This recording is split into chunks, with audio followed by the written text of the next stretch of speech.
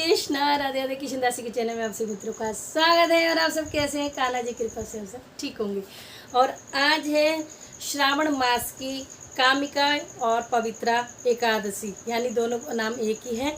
तो कथा स्टार्ट करते हैं। आज मेरे पास गुलाब का फूल है और तुलसी दल तो मैं हमेशा ही लेती हूँ, तो तुलसी का पत्ता भी मैंने ले लिया है और गुलाब का फूल भी। तो हम पहले कथा स्टार्ट करते हैं, फिर बात करते हैं। तो श्रीमन नारायण नारायण नारायण भजमन नारायण नारायण नारायण लक्ष्मी नारायण नारायण नारायण गोविंद नारायण नारायण नारायण। तो देखिए, मैंने इससे पूजा कर ली है, आरती हो चुकी है। तो जी स्टार्ट करते हैं कथा। युधिष्ठिर ने पूछा, गोविंद वासुदेव आपको नमस्कार है। श्रावण के कृष्ण पक्ष में कौन सी एकादशी होती है, उसका वर्णन कीजिए। भगवान श्री कृष्ण बोले, हे राजन, एक बार नारद जी ने ब्रह्मा जी से ये प्रश्न किया था। तब ब्रह्मा जी ने कहा, हे नारद जी, आपका यह प्रश्न अति उत्तम है, सावधानी से सुनो। भगवान बोले, मैं संपूर्ण लोगों के हित की इच्छा से मैं तुम्हारे प्रश्न का उत्तर दे रहा हूँ, ध्यान से सुनो। श्रावण मास में जो कृष्ण पक्ष की एकादशी होती है, उसका नाम पवित्रा कामिका होता है। उसके स्मरण मात्र से वाजपेयी यज्ञ का फल मिलता है। उस दिन श्रीधर, हरि, विष्णु, माधव और मधुसूदन आदि नामों से भगवान का पूजन करना चाहिए। भगवान श्री कृष्ण के पूजन से जो फल मिलता है वह गंगा, काशी, नैमिषारण्य तथा पुष्कर क्षेत्र में भी सुलभ नहीं है। सिंह राशि के बृहस्पति होने पर तथा व्यतिपात और दंड योग में गोदावरी स्नान से जिस फल की प्राप्ति होती है, वही फल भगवान श्री कृष्ण के पूजन से भी मिलता है। जो नर श्रेष्ठ श्रावण मास में भगवान श्रीधर का पूजन करता है, उनके द्वारा गंधर्वों, नागों सहित संपूर्ण देवताओं की पूजा हो जाती है।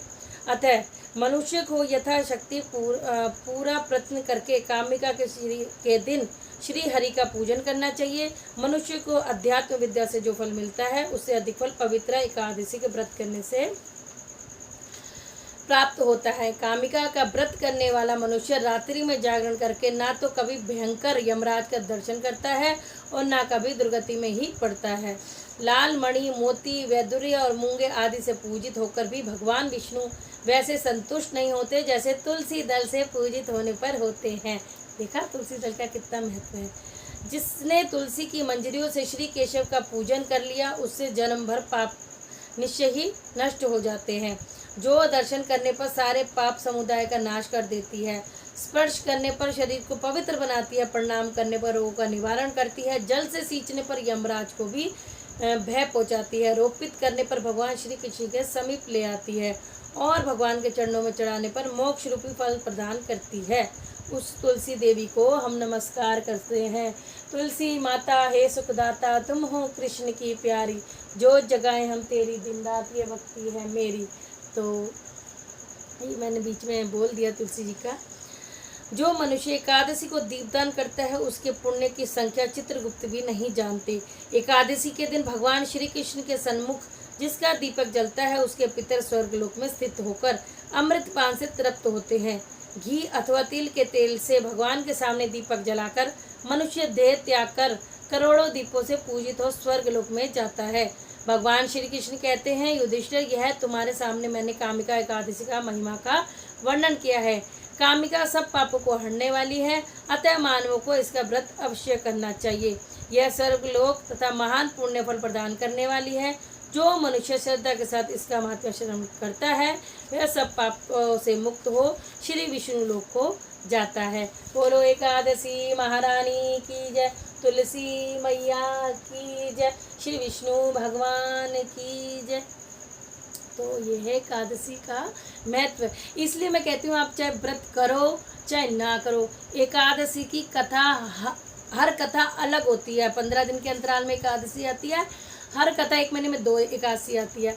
हर एकादशी की कथा अलग होती है। तो ये मत सोचा करो कि छोटी है बड़ी है, सब एकादशी समान होती हैं। आपको सभी कथा करनी चाहिए। ठीक है जी। अब एकादशी के नाम ले लेते हैं।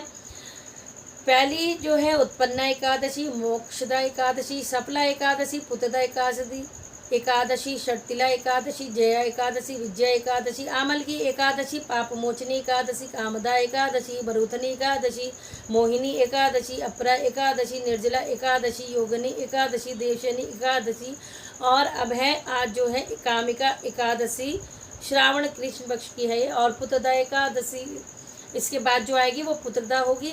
अजय एकादशी, परिवर्तनी एकादशी, इंदिरा एकादशी, पापन कुंशा एकादशी, जमा एकादशी, प्रबोधनी एकादशी, पद्मनी एकादशी और परमा एकादशी। तो ये है कामिका एकादशी की कथा। इससे आने अगली होगी जो आएगी वो है पुत्रदा।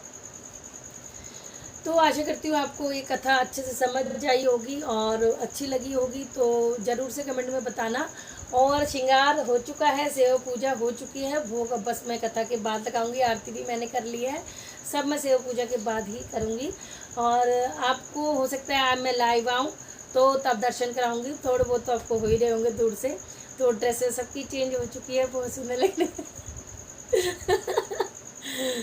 नजर न लग जाए, इसलिए एकदम बोल तो दिया मैंने। तो अगर लाइव आई तो कम्युनिटी पे मैं डाल दूंगी कि मैं कितने बजे लाइव आऊँगी, तो आप ज़रूर से ज्वाइन होना। एकादशी है, इस बहाने श्री हरि का भजन कीर्तन भी हो जाता है, दर्शन भी हो जाते हैं। और जय श्री राधे। तो ये है एकादशी कथा। जय श्री राधे। ये पुष्प जो अब मैं पुष्प और ये तुलसी दल श्री हरि के चरणों में चढ़ाऊंगी।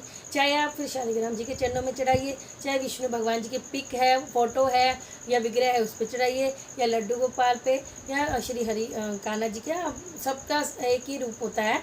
आप कहीं भी उनके चरणों में ये अर्पित कर सकते हैं। और अगर एकादशी कैसे करते हैं, हर बार एक बार ये वाला एक ना एक नया जुड़ता है, तो आप मेरी पहले की वीडियो देख लेना, उसमें मैंने डिटेल से बता रखा है एकादशी कैसे करते हैं, कैसे करनी चाहिए, एक दिन पहले क्या करना चाहिए, तो पूरी डिटेल से आप वीडियो स्क्रॉल कर लेना, आपको मिल जाएगी। तो जय श्री राधे। बोलो विष्णु भगवान की जय, श्री हरि की जय, लक्ष्मी नारायण भगवान की जय, तुलसी मैया की जय, एकादशी मैया की जय।